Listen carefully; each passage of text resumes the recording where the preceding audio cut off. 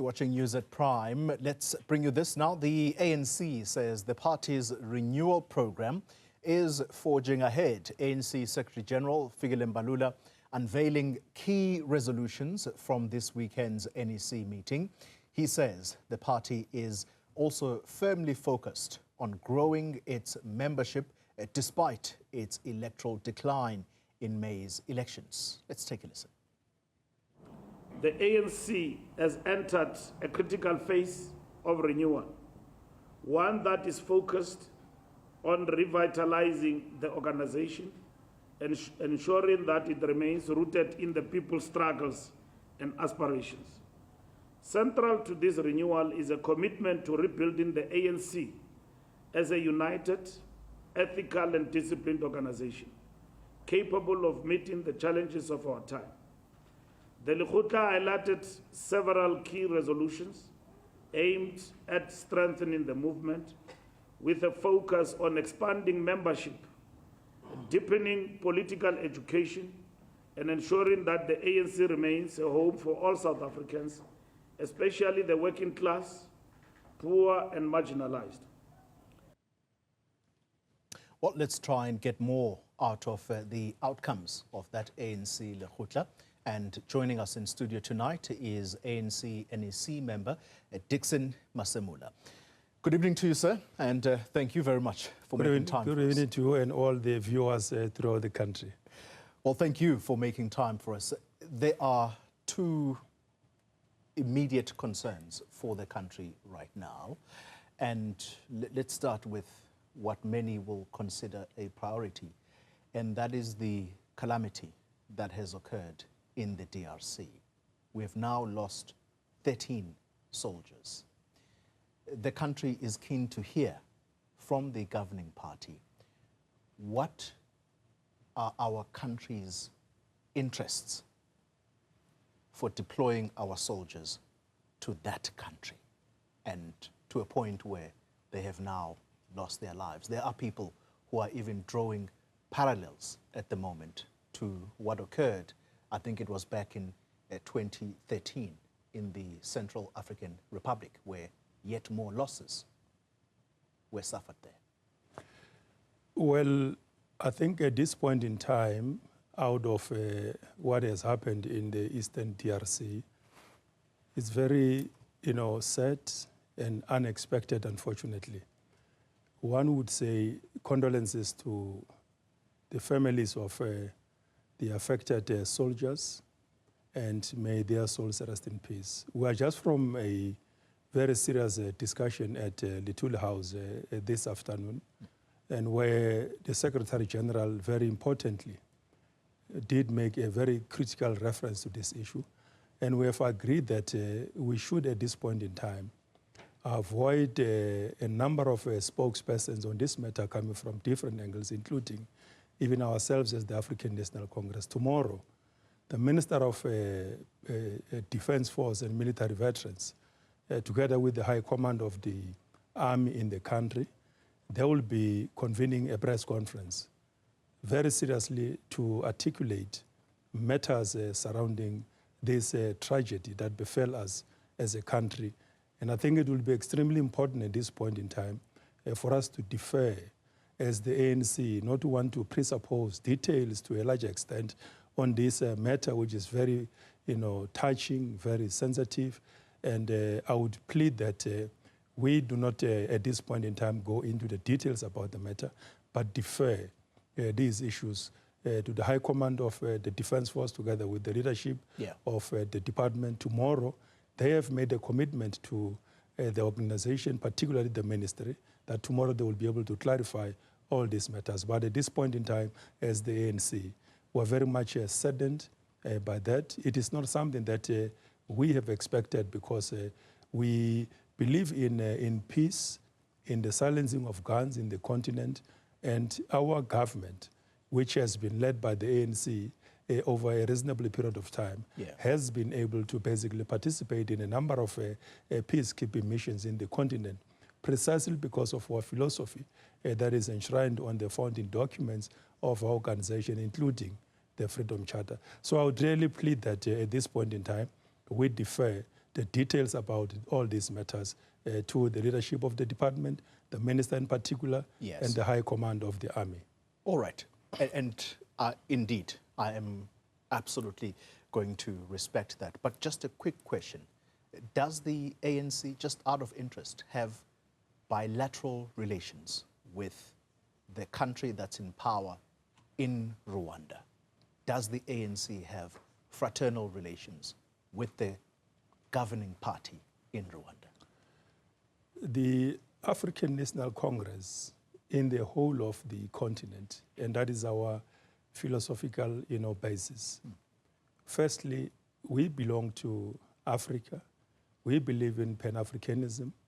We belong to the African Union, and of course as well, within our own region, we are part of SADC.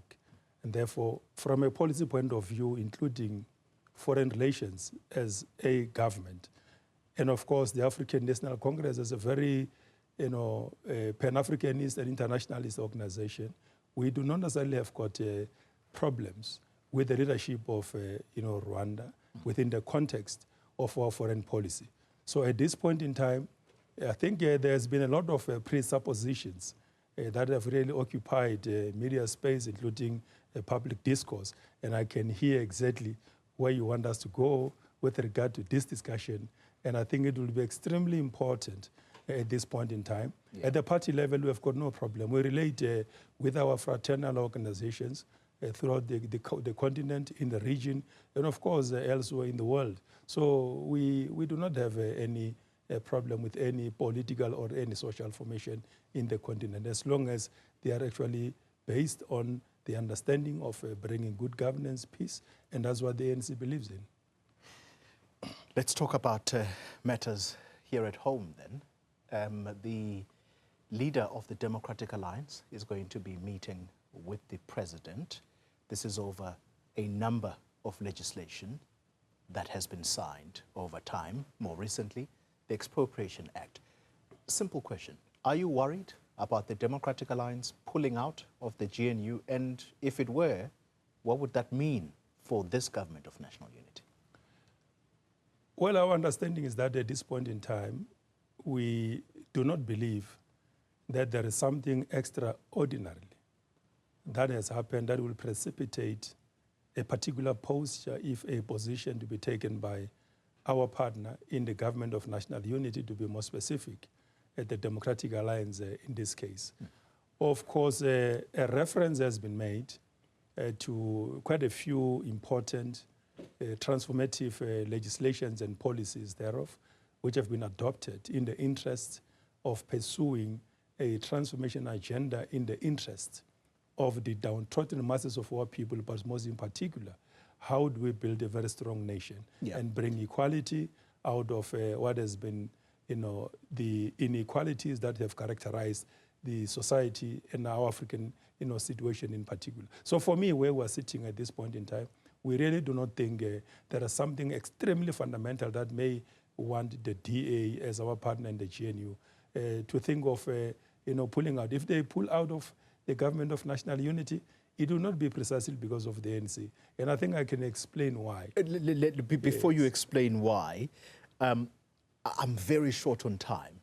But the reason I've framed my question to you in that way is premised on what the DA leader said today.